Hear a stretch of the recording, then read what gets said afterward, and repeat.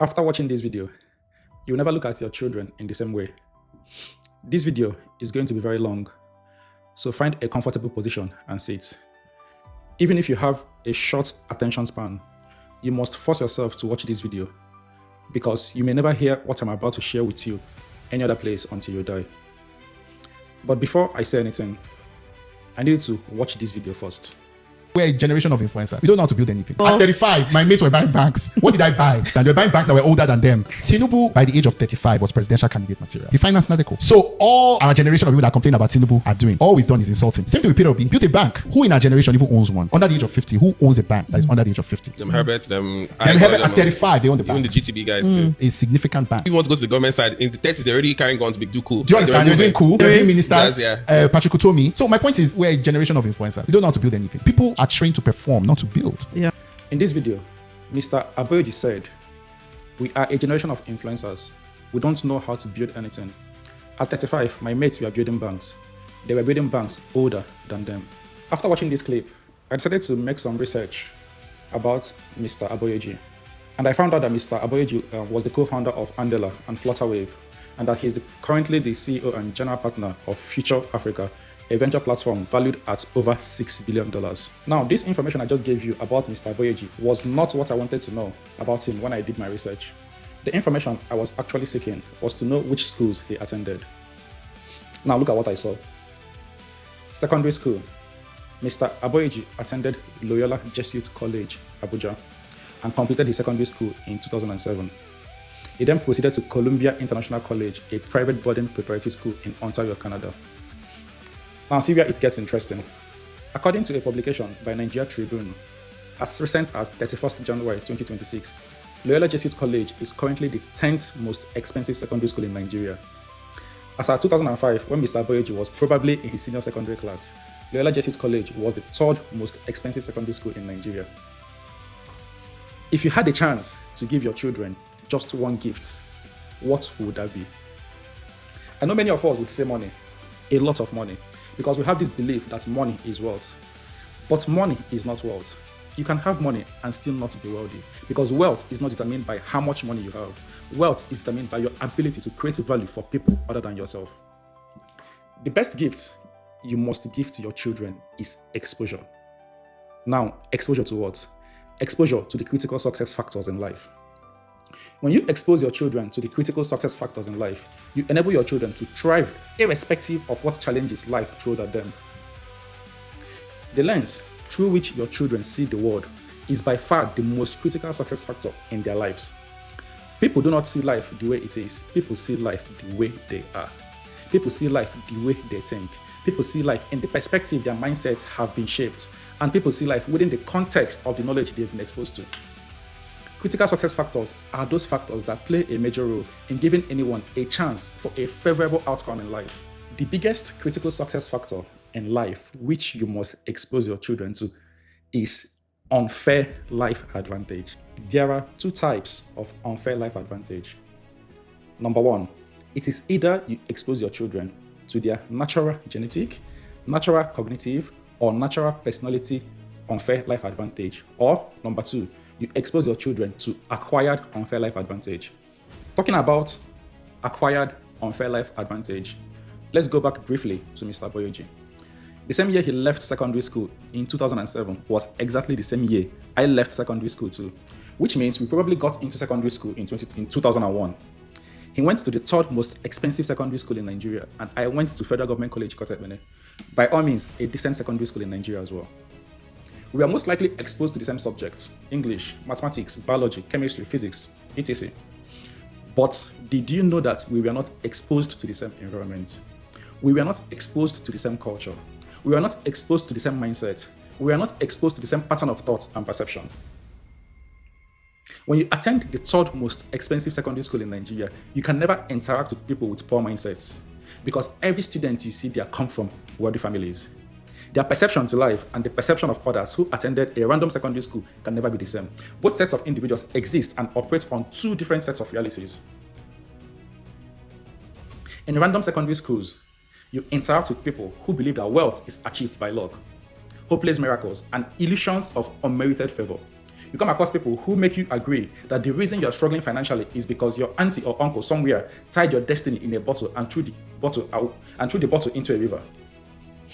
You mix with people who believe that sicknesses are diabolical and require some form of spiritual cleansing to get better. You interact with people who believe that every death is linked to someone who remotely killed you from your village.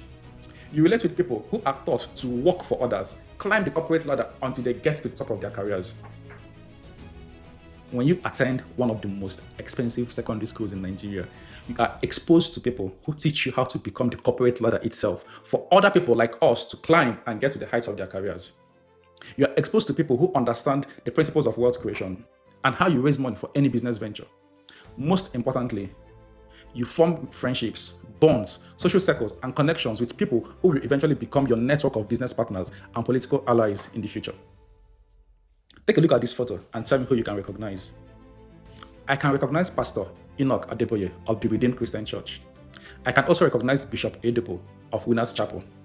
This picture was taken about 40 years ago during a conference in Ibadan, Oyo State. Today, these two men run successful religious enterprises in the world. Do you think it's a coincidence? Understand this: the people and the environment you expose yourself to at a very early age in life are the highest acquired life unfair advantage anyone can offer you. Now, let's dive into politics for a moment. Barewa College, Zaria, has produced the highest number of political elites in Nigeria: 5 presidents, more than 20 governors, and other prominent politicians. Abubakar Tafawa Balewa, Yakubu Gowon, Murtala Mohammed, Shehu Shagari, Omar Musa Yar'Adua are all former presidents of Nigeria and all attended Barewa College, Zaria. You think it's a coincidence? No, it's a pattern. You just haven't recognized that it is a pattern. Nasira El-Rufai, former governor of Kaduna State. Ahmad Makafi, former governor of Kaduna State. Patrick Yakowa, former governor of Kaduna State. Lawal Kaita, former governor of Kaduna State. Abubakar Dangiwa Omar, former military governor of Old Kaduna State. Ibrahim Mahmood Alpha, former military governor of Kaduna State. Guess what all of these people have in common? They all attended Barewa College, Zaria. Do you still think it is a coincidence? No, it is a pattern. Ojo Zokalo, former governor of Abia State and currently a senator in Nigeria. Nuhu Rebadu, former chairman of EFCC and current national security advisor of Nigeria. Muhammad Saudu Abubakar, Sultan of Sokoto. Again, they all attended Barewa College, Zaria. You think it is a coincidence? It is a pattern. The list is endless. Now, let's come back to Mr. Boyeji for another moment. Mr. Boyeji did not just stop at one of the most expensive secondary schools in Nigeria. He proceeded to a university in Canada. He actually attended 2 different universities, both in Canada: University of Waterloo, Ontario, Canada, and St. Jerome's University, Waterloo, Canada. Let me tell you what happened to me after secondary school. After I left secondary school in 2007, I did not get into the university until 2009 for one reason or the other. So what it meant is that by the time I was entering university, Mr. Aboyeji was probably in his 3rd year in a Canadian university. Now, guess what? Despite getting admission into the university in 2009, school did not commence until sometime in 2010. Guess why? ASU strike. ASU went on strike for 6 months. So Mr. Aboyeji was most likely going into his final year in the university while I was just starting my 1st year. Do you know why? His parents exposed him to acquired unfair life advantage. See, let me tell you this. Many successful people you see today are successful because they had an unfair life advantage, which some other people did not have. But somehow they always think life gave everyone the same starting point. Somehow they think life gave everyone the same level playing ground.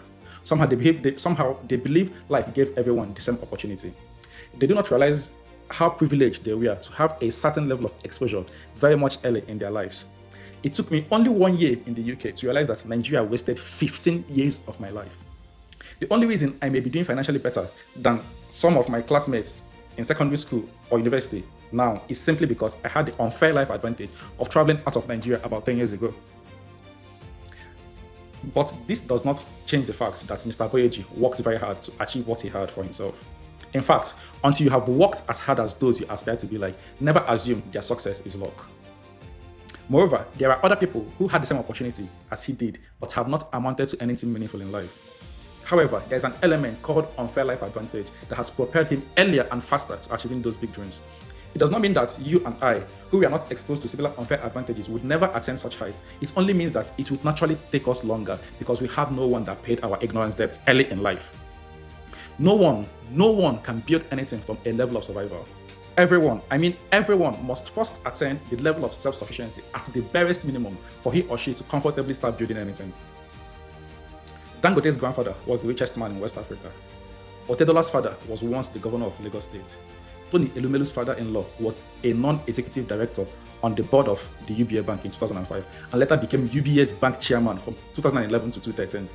Elon Musk's father was a very wealthy man in South Africa. Jeff Bezos got $246,000 startup loan from his parents to fund Amazon. That's about $600,000 in today's equivalent.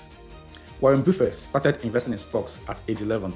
Someone paid his ignorance debt early enough for him to start investing at that age. Bill Gates went to one of the only high schools in the world that had a computer, which was the Lakeside School. Bill Gates happened to be one of the 1 in a million people who attended a high school that had a computer. During his speech in the Lakeside School's graduating class in 2005, Bill Gates said, if there had been no Lakeside, there would have been no Microsoft. There's a consistent pattern you recognize in all the names I have mentioned so far. All of them had an acquired unfair life advantage given to them by their parents, relatives, or the environment they found themselves in. Some may not have inherited fortune in the form of money, but they inherited an exposure to the unfair advantages of life. This does not negate the fact that there are also people who have climbed the ladder of success without any external support, but the odds are always naturally against such people. Life is not fair.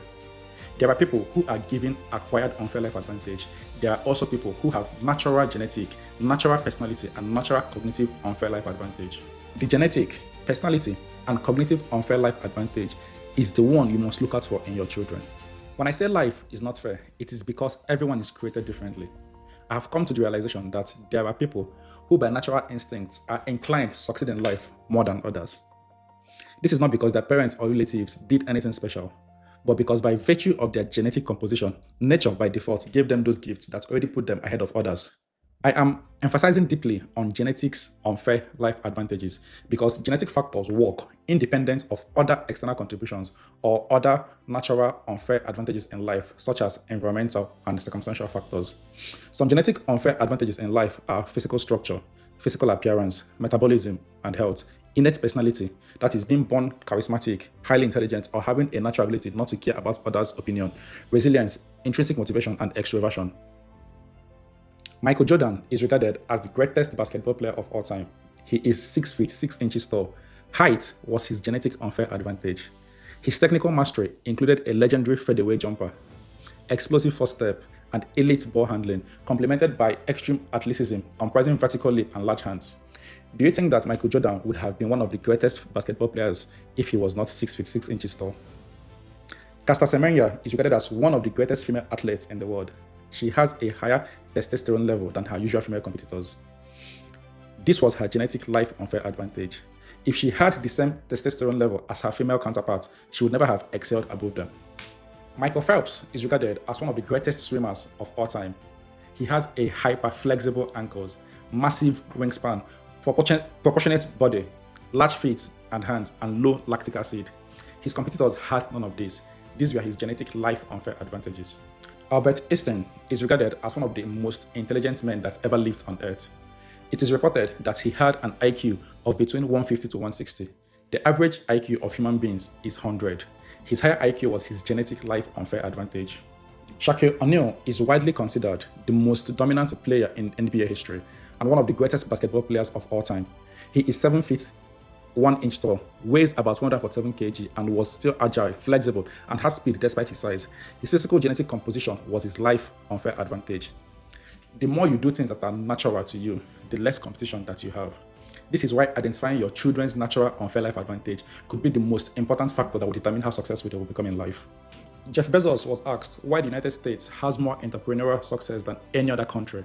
This is what he said. People get confused about why does the United States have so much venture success, so much entrepreneurial success? Why are the big tech companies here and not somewhere else? What's really going on with all this dynamism in this country compared to what we see around elsewhere in the world? And there's a bunch of reasons for that. But the biggest one is that we have better risk capital. It's not the banking system. We have a good banking system, but so does Europe. What's different here is that you can raise $50 million of seed capital to do something that only has 10% chance of working. That's crazy. But the people who are giving you that seed capital know that their expected value is still positive in many cases, or they are at least gambling that that's true. That risk capital system that we have in this country is turning out to be very hard for other countries to duplicate. This brings us to the questions peculiar to Nigeria as a country. Which Nigeria banks are willing to fund your startup without collateral? The answer is none. Which Nigeria venture capitalist firm will fund your startup which has a 10% chance of succeeding? The answer is none. Which Nigerian investor will put his or her money in your business without wanting to take a massive portion of your equity? The answer is none. Now you understand why the odds against young people building in Nigeria is so high. There is absolutely little or no system available for an ordinary young talented person to build anything meaningful in Nigeria. And if you are still in doubt of what I just stated, watch this video by Atedo Peterside, founder of Stanbic IBTC Bank, on why it is difficult for young people to build in Nigeria. In terms of a lot of young people, obviously they admire you, they look up to you, not only, of course, not only as a businessman, but even as a family man, as someone who had a vision, not only brought it to life, but has continued to even build more businesses and empires in its wake. What would be your advice to young people that are looking to emulate your footsteps? Yeah, that's a serious question, a difficult question for me, because I've argued repeatedly that our society is rigged against young people. Right. So they've got to be very careful in this environment. If you look at it, most things rules have been put in place, things have been, measures have been put in place to make it very difficult for young people to succeed. When I was young, it was not like that. It's almost as if some Nigerians, as they got older, kept on redefining, pulling the rug along with themselves. And the environment that enabled them to come in and succeed, they withdrew it. Right. So that today's young people cannot repeat what they did. I am sad that today, no young Nigerian at age 33 can begin a bank the way I did. Because the rules won't even let him. You understand me? Yeah. If you have 10 years experience and you come for a banking license, they'll throw you out. So the point I'm making is that I would like young people, that's why you find that young people today in Nigeria are concentrated in the creative arts, in music, in Nollywood. These are the areas where the rules have not been rigged against them. Yeah. You see, it's difficult for a 78-year-old man to be better than a 22-year-old at hip-hop music. so they're going to the areas where they're allowed to compete Flourish. And excel. Mm-hmm. Because if they want to get land to build a factory, they'll be rigged out of it in their state or rigged out of it by somebody else, by some old man. So they're moving naturally into the activities where they can compete. Now, there are a few things I need to point out in this video. He said that he believes that society has been rigged against the young people. He said measures have been put in place to make it difficult for young people to succeed in Nigeria. He went further to say that when he was young, it was not like that. Then he said, this is why young people in Nigeria are concentrated in creative arts, in music, in Nollywood, because these are the areas that have not been rigged against them. These are the areas where they can fairly compete and excel. The reason why we are a generation of influencers, the reason why we are a generation of content creators, the reason for the Olodo uprising force narrative is because the society has been rigged against the younger people.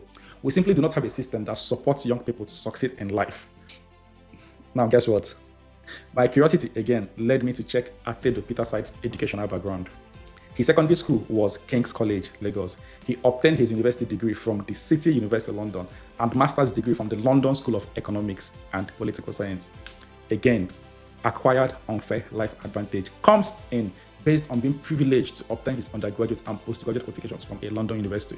This, again, emphasized my belief that most successful people you see today had an unfair life advantage, which can either be natural or acquired.